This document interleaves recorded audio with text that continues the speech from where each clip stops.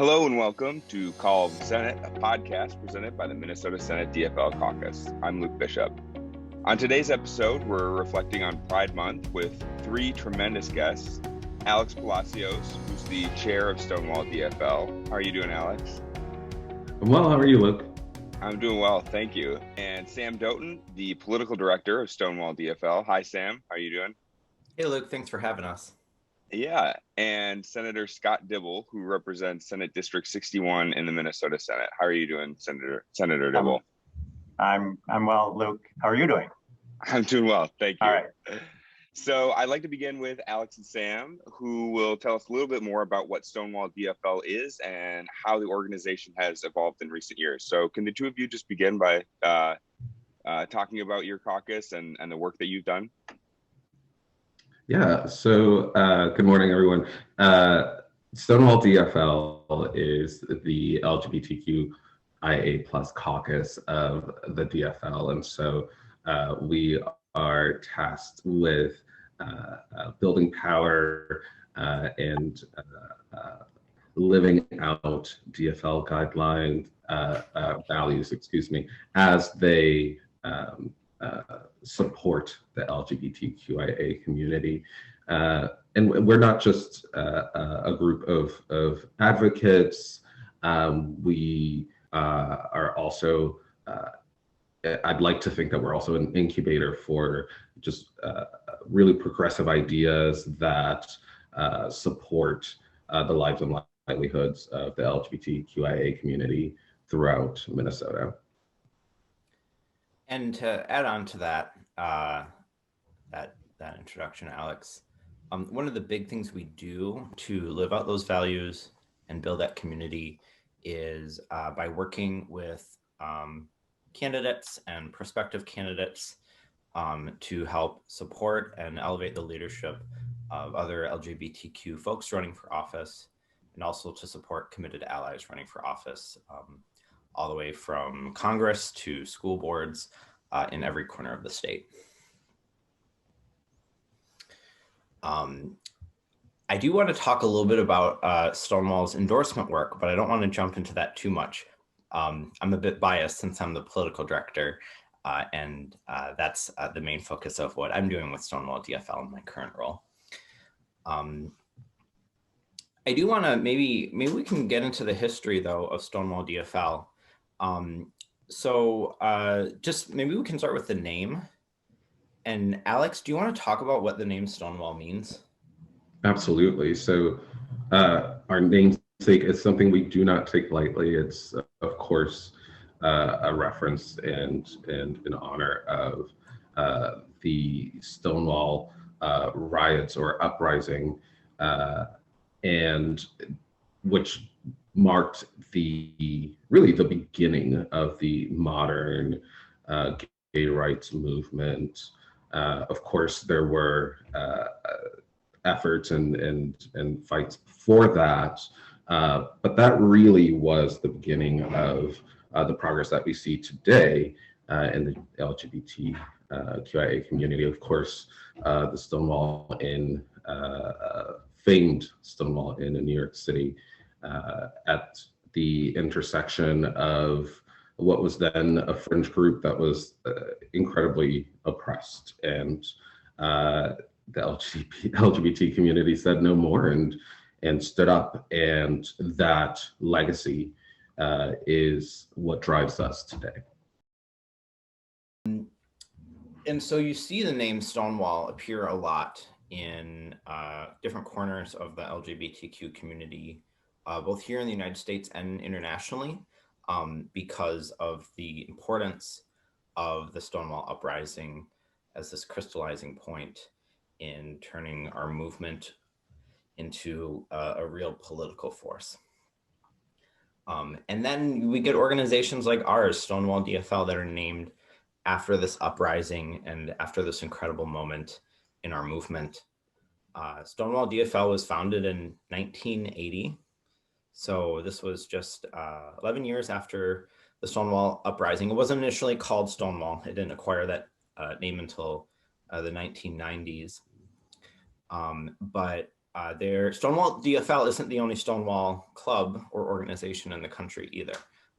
There are Stonewall or LGBT caucuses, Democratic Party caucuses in states and cities all across the country who share our name and who are all inspired by the Stonewall uprising and then do the work that we do to organize our community within the Democratic Party and to organize our folks and influence the direction of the party as well to further our movement. So I have a little history that goes back with Stonewall DFL myself. Starting with the fact that I met my husband at a national conference of Democratic clubs from around the country in Kansas City, Missouri, when we all came together. I was actually the chair at one time before it was called Stonewall DFL. And we came together in Kansas City, Missouri to found the now defunct National Stonewall Democratic Federation, which was an effort to have a national connection that stitched together all of these local and state clubs from around the country. And my husband was living in Orange County at the time, and he was the chair of his Democratic club. And so I have that personal history, of course. But what I love about the name Stonewall is it's a little bit reflective of a lot of our origin stories, including mine, which is Stonewall, of course, was about resistance and uprising and civil disobedience in response to police violence against our community. And now you have all of these clubs, these democratically affiliated organizations that are about working with the tools of democracy and elections and political organization to affect policy, but still with that spirit of change and justice and righteousness and resistance.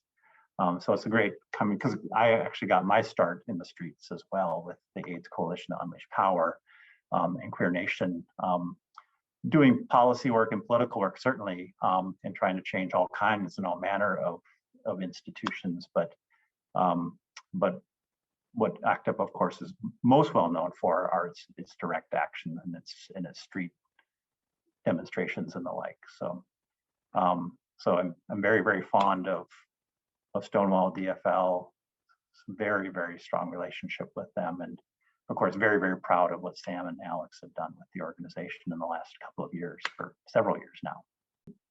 Certainly, Sam, I want to hear about the electoral work and the endorsement process and work of Stonewall DFL. And then I also want to spend a little time on the issues that are important, the progress we've made to date, where we are today, and where we think we're going in the coming future.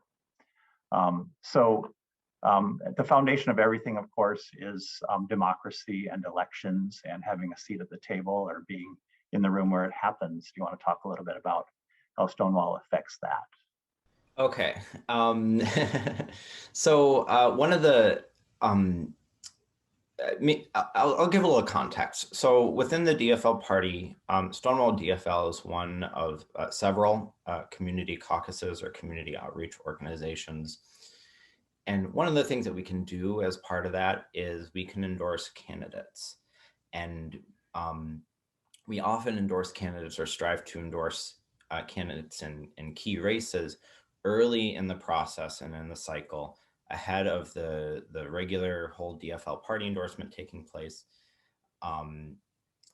And working to support those candidates early on that we find and identify who are running a good campaign with good ideas, and our support can help raise their profile. It can help reach new audiences. I know that a lot of folks who are DFL delegates frequently, or just go to DFL caucuses and are involved in some way in the process, often find that Stonewall DFL's endorsement is an important piece of information for them making their own decision on who to support for the party endorsement.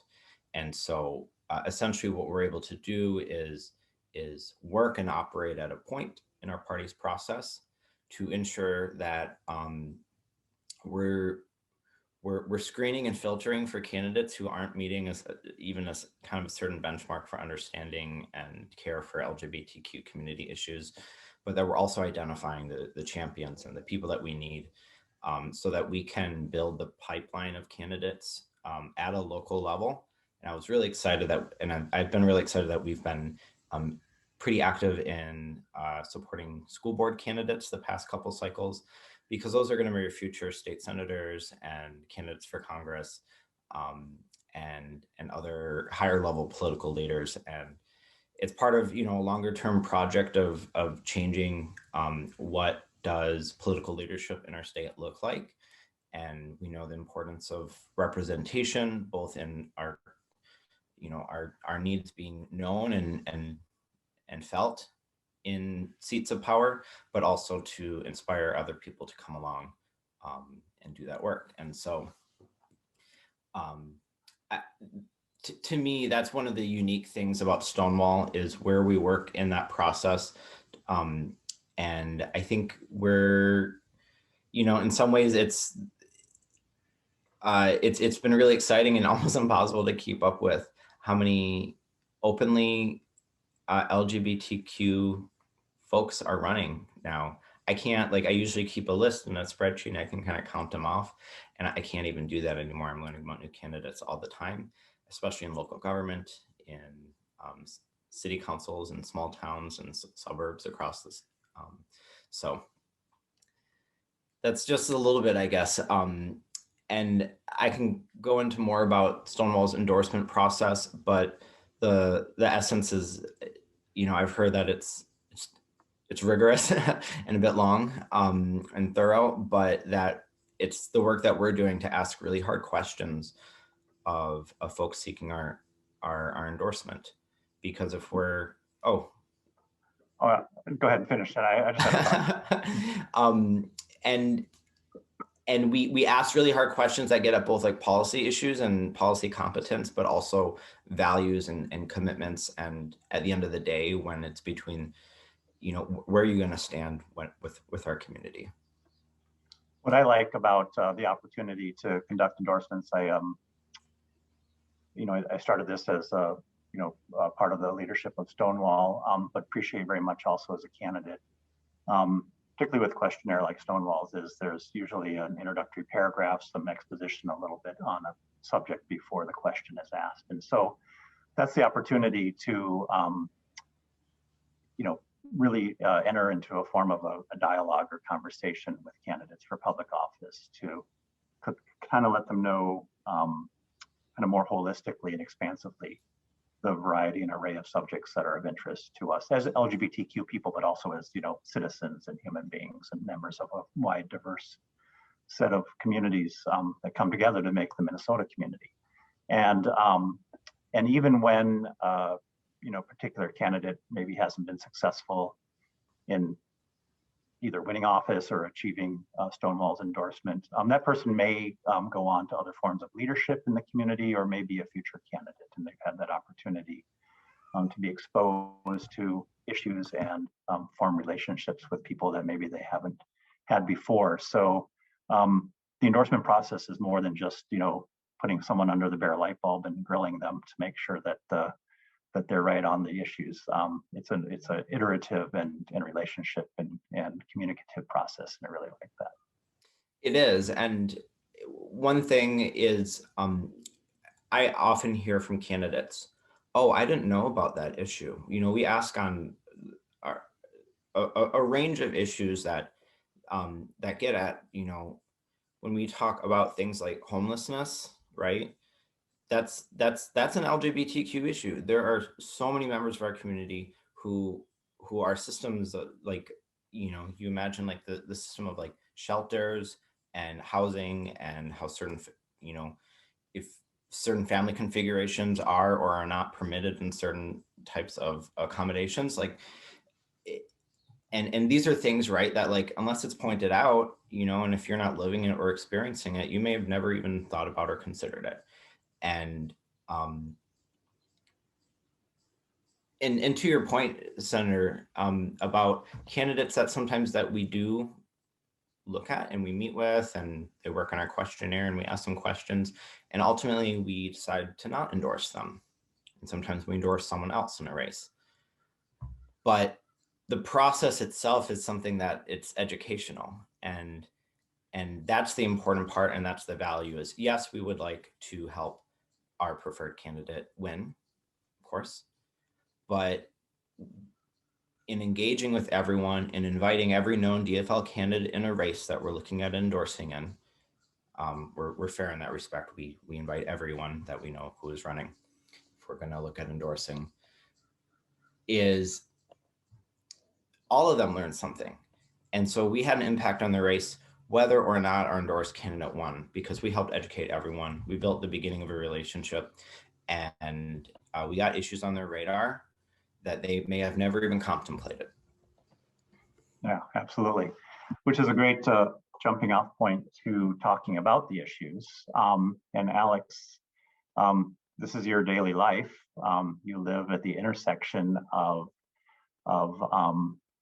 systems and services that fail people and also succeed in meeting people's needs with your work at Aliveness. So from your perch, what do you see as the key issues that we confront as LGBTQ people living with HIV/AIDS, people of color, that we need to confront and grapple with, particularly because this is the call of the Senate, particularly as it relates to state policy and the like. We have kind of our checklist of things we're trying to work on, but conversion therapy and gay trans panic defense and housing for homeless youth and ending HIV in Minnesota. But what's your perspective on the subject, on these array of subjects? Yes, absolutely. So I think healthcare is a great place to start. As you mentioned, I work at the Aliveness Project, community center that provides services to people living with HIV, and of course, healthcare is a priority for all of us, but particularly we see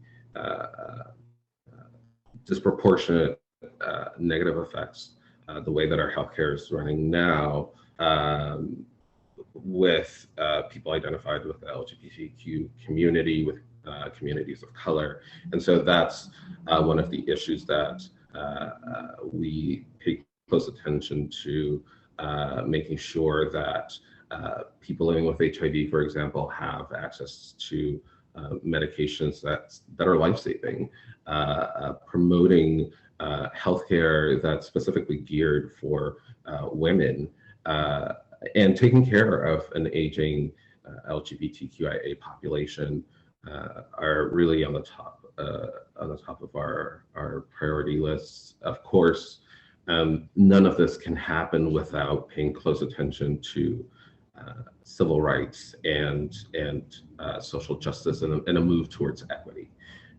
And so you'll also notice in our endorsement questionnaire that we do ask a lot of questions about equity, about inclusion, and about policies that help foster that. Recently, we've seen just a year and a half, really, of racial reckoning and some battles that started in our own backyard. And it's incredibly important for us that we not only take a moment to honor the lives that have been lost, but that we work on their behalf and in their honor. Because as we know, the LGBTQIA community exists at the intersection of race, of gender, of so many identities that we hold. And so we want to bring those identities in and work towards the advancement of equity for everyone. And another issue that we have a sharp eye on is we're keeping track of legislation that is seeking to undermine the transgender community, specifically our students, and that comes not only in bills like bathroom bills or limiting the access of athletics for our trans siblings. And of course, conversion therapy is something that we are also keeping an ear to the ground for. I recently testified at a Bloomington City Council hearing where conversion therapy was struck down in that city. And so that is the work that needs to be done. And we are passionate about recruiting and helping to promote advocates and champions for those issues. I love that you raised the subject of Bloomington and all the work that's going on. And Sam, you talked about endorsing and getting involved in elections at all levels, because as everyone watching this probably knows, we're in a fairly narrow minority in the Senate. And we might as well be in a minority of 100. I mean, for all the inability to make progress on the key issues. Proactive, so we're in a defensive posture. We thank the Holy Mother every day for the House and a strong governor on our issues, because they've been able to block some of these ugly bills, especially those that attack transgender youth, and which I want to talk about in just a second. But some people can feel really a tremendous amount of despair to see what happens and what people are willing to do and say on the floor of the Senate. And my response is we just got to keep moving, and we just got to keep affecting change where we can, because the power of our ideas and the power of our organizing means we will get there. And doing things like affecting policy change at the municipal level, at the school board level, at the park board level, that's all additive. At the corporate level and in academia and arts and in faith communities, we have work to do everywhere, and it all adds up and ultimately builds towards important policy changes at the state and federal level. So, and thank you, Alex. I mean, you are indefatigable. You show up everywhere. I mean, I remember last year when you showed up at the medical assistance Medicaid drug formulary hearing to block them from blocking access to critical HIV meds. Seemingly obscure process, and we have to show up in places like that, and we did that. We succeeded. We blocked that maneuver on their part. So thank you for that. Sam, do you have any thoughts on where we've been, where we are, where we're going on issues? One thing I was thinking about was thinking of this history. You think like the last 50 years or so, 52 years now since the Stonewall uprising. And I think, the Minnesota Human Rights Act, which included sexual orientation and gender identity under its anti-discrimination protections, that was 1993, if I recall correctly. Yep, I was there. Yes. I know, and I'm so young. And we got marriage in 2012, 2013. And then safe schools came very shortly after. And so now we're close to a decade out from that. And so, I look at the history these last 50 years, and there's been kind of clear milestones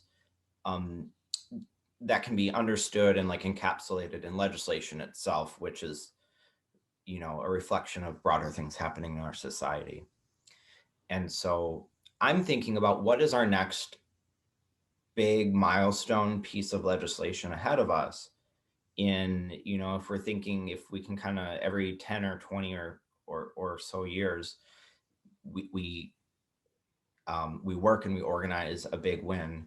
I guess I would like to put the question out there, what is next, for us? What's the big thing that we need? So I'll take a stab at that. I have my gay agenda, my Tell us list. about your gay agenda, Senator Dibble. Well, I certainly think that we need to think about ourselves in all the spaces and demographics, if you will, that we are. And so I think we are, absolutely invested in, this greater struggle of democracy, if you will.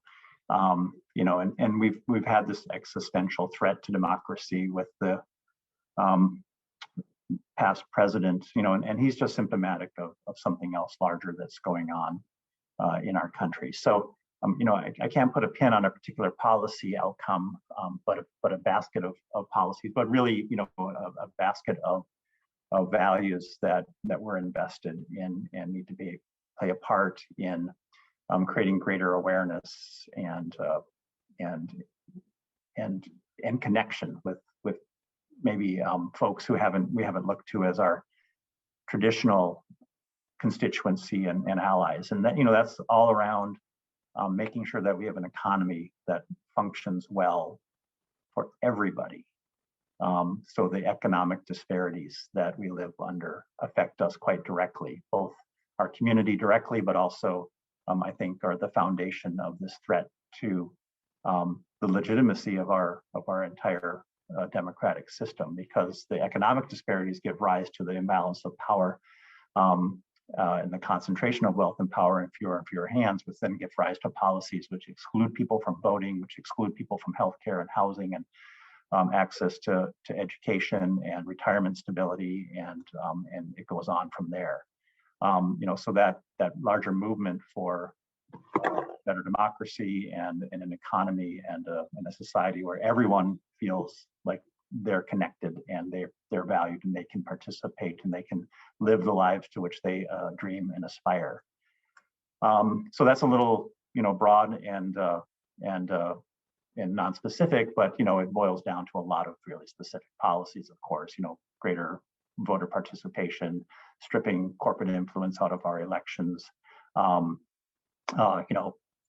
universal health care guaranteed for everyone. Even, we saw with the pandemic really exposed the weaknesses and the deficiencies we have in people's lives. People were fell over the cliff of security in a hot second because income insecurity, and housing insecurity and healthcare insecurity, childcare insecurity, retirement insecurity. So all of those things that meet people's basic economic needs is super, super important. In terms of things that are specific to the LGBTQ community, I think something we haven't addressed well is seniors who are moving into more and more vulnerable years without the kind of social connections and maybe being exposed to